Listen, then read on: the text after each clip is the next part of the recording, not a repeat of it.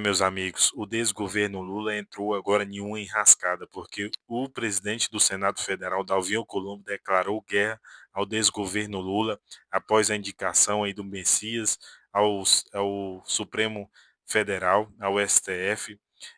E agora o desgoverno Lula não sabe o que vai fazer, porque várias pautas bombas vão ser colocadas agora no Senado Federal, principalmente na parte econômica.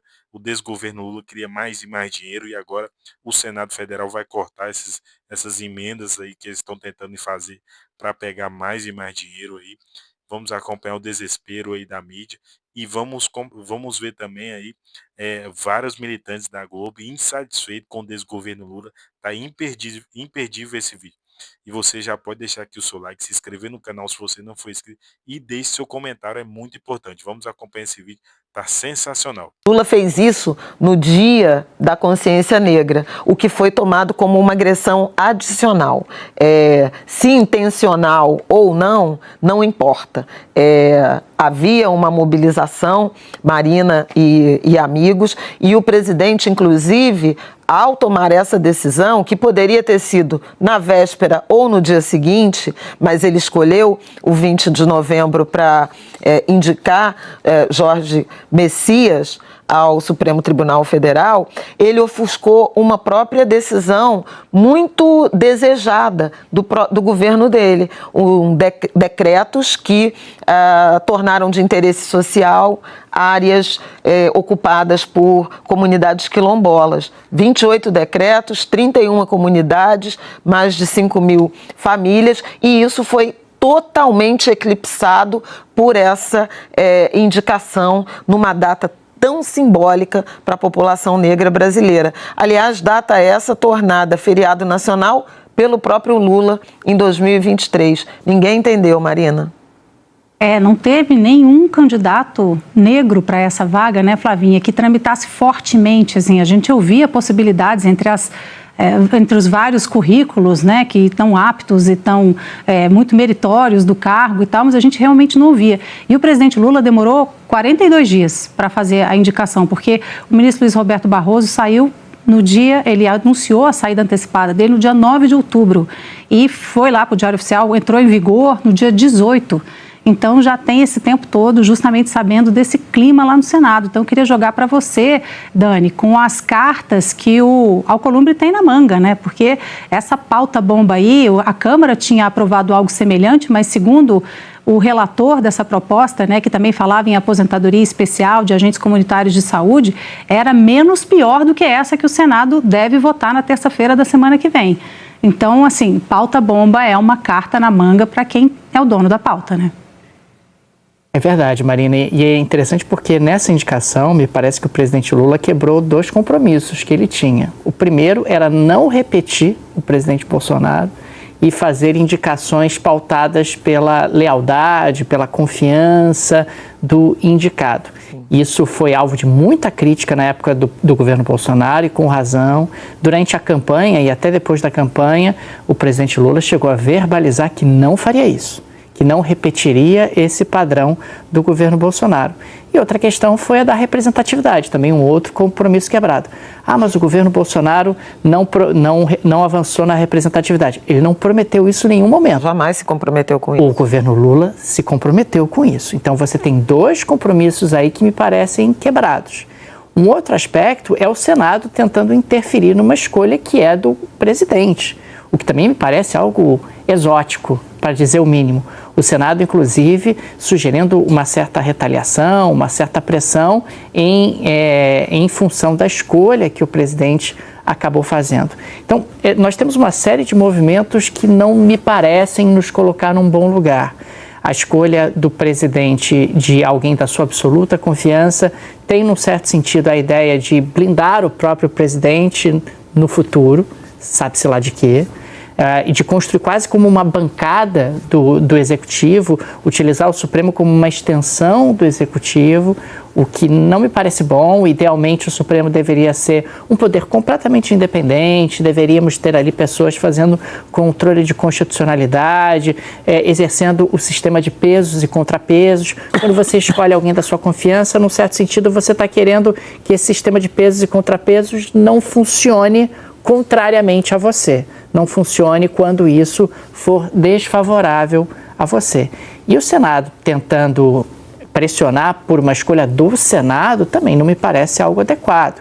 Quer dizer, o Senado, não cabe ao Senado escolher um indicado para o Supremo. Cabe ao Senado, se quiser, vetar. Sim.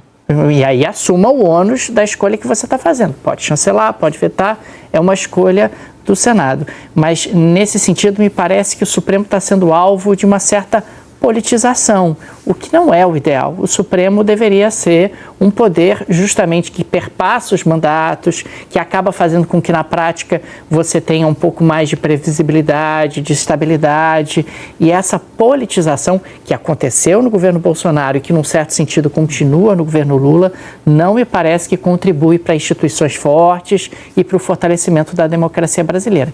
E aí você começa a ter um monte de gente achando que se o presidente pode escolher alguém da sua confiança, por que o Senado também não pode escolher alguém de sua confiança? A oposição, quando voltar ao poder, mas eu também posso escolher alguém da minha confiança. Aí não pode. Aí realmente a coisa começa a perder o controle e nós não vamos para um bom lugar. Tapi?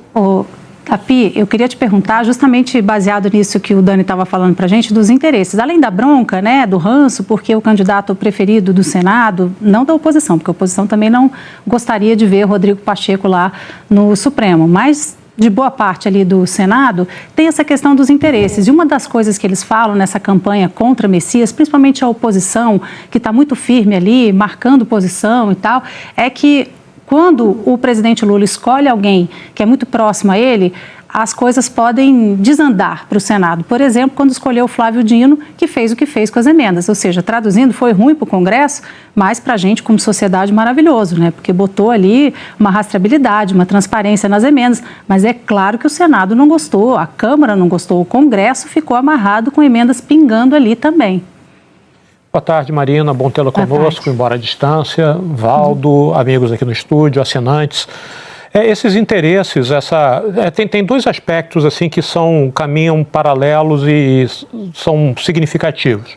Um são essas escolhas que o presidente Lula tem feito. Você singularizou aí o Flávio Dino, que, embora próximo do Lula, vem da carreira de juiz, é um sujeito que tem uma atuação relevante.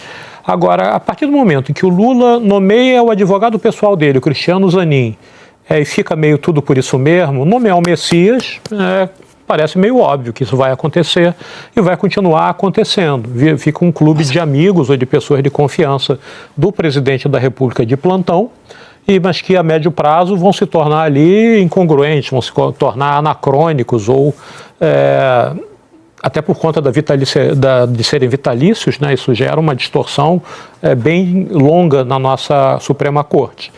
Isso tem ocorrido em outros Supremos ou cortes similares no mundo, mas não significa que a gente tem que ficar quieto porque está acontecendo nos Estados Unidos ou está acontecendo na Hungria.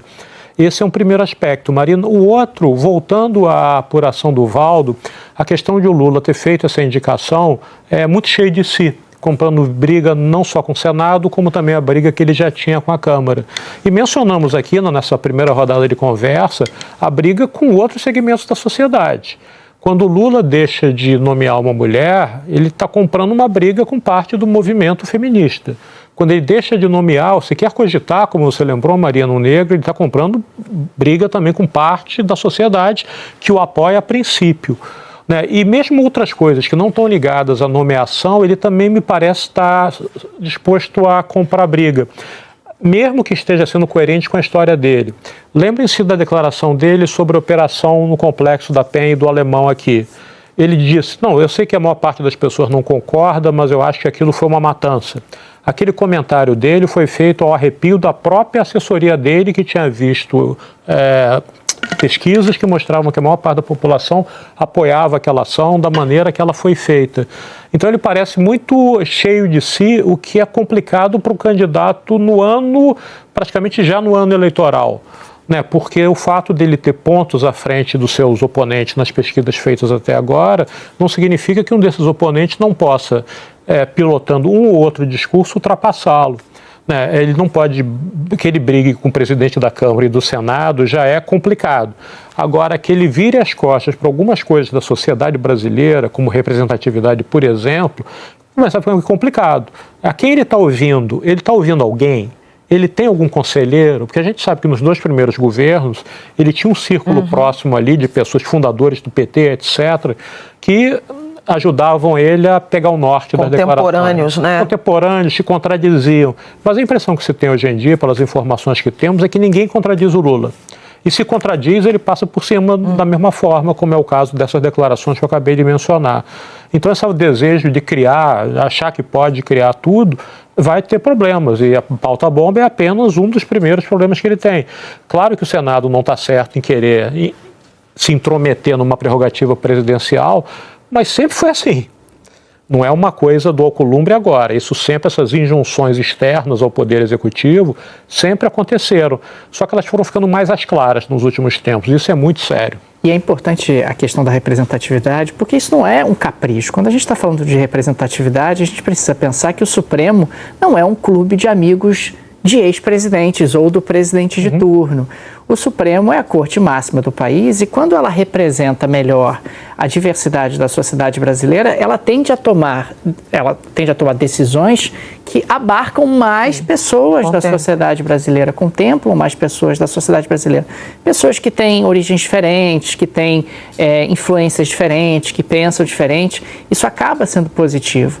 E o que a gente está observando é que tanto no governo do Bolsonaro quanto no governo do Lula, o Supremo vai se tornando meramente uma casa de amigos do presidente ou de aliados ou de pessoas da sua estreita confiança. Eu concordo com vocês. Não, assim, nesse caso específico das indicações ao Supremo, desde o início, né, desse terceiro mandato de Lula, a gente observa e acompanha esses pleitos, a indicação de nomes que aparecem de mulheres negras, de mulheres.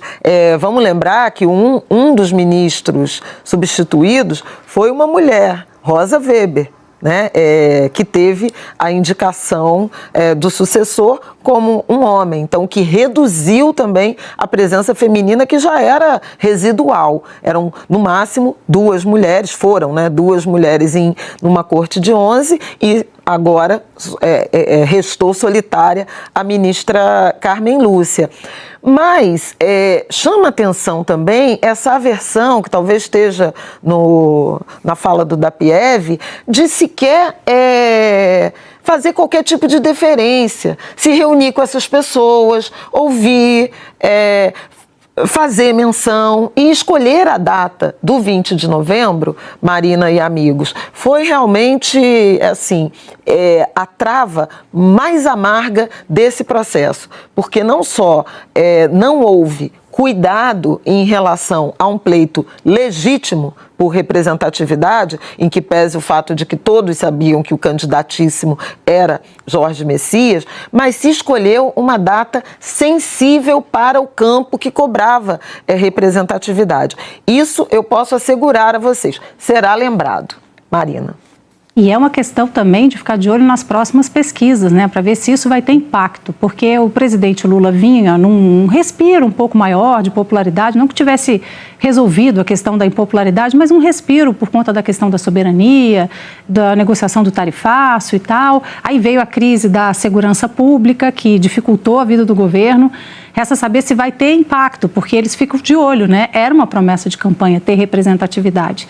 E eu queria jogar para o Valdo, justamente para saber também, Valdo, dessa questão das consequências dessa escolha, né? Não só a falta de representatividade na sociedade, mulheres, negros, enfim, que era uma promessa, era um foco do presidente Lula quando candidato, mas também quero te perguntar sobre essa questão ainda das brigas e das consequências, o que vem por aí, porque a Câmara, especialmente, está muito sensível ao governo, dizendo que o governo está surfando na onda de impopularidade, porque eles fizeram péssimas escolhas de pauta. Pautaram a PEC da blindagem, que depois morreu no Senado, mas passou na Câmara dos Deputados. Pautaram um aumento de número de deputados, que depois o presidente Lula vetou, né, encarou, comprou essa briga e vetou, mas como se ele estivesse se aproveitando de um momento em que a Câmara fez péssimas escolhas para tentar respirar um pouco politicamente, claro, mirando 2026. Hoje eu conversava com parlamentares exatamente sobre isso, né? Até que ponto o presidente Lula, se sentindo forte neste momento, com a recuperação da sua popularidade, que deu uma estancada essa recuperação, ele poderia estar sentindo no direito de, olha, vou governar do meu jeito, tanto faz a opinião dos meus aliados, vou fazer do jeito que eu quero. E tentando passar um desgaste para o Congresso Nacional. Dentro de uma linha seguinte, olha, isso pode ser bom para mim, é ruim para o Congresso, mas o que me interessa é que vai ser bom só para o governo. E isso é um caminho perigoso, porque a gente sabe que dentro do Congresso Nacional é uma mão de via dupla, né? Você apoia e para receber em troca. Isso tem as votações. Final de ano, Marina, nós temos ainda LDO, temos orçamento, tem a PEC da Segurança Pública, o Marco Legal do Combate ao Crime Organizado, tem semana que vem vetos do PL da devastação ambiental, né? Tem esse projeto que a Alcolumbre colocou em votação, que eu acho temerário. Você não pode colocar em votação um projeto que aumenta gastos sem prever receita para ele. E ninguém tem essa conta, né? Não, ninguém quer essa conta. Só quer o lado da bondade. O lado da maldade não quer.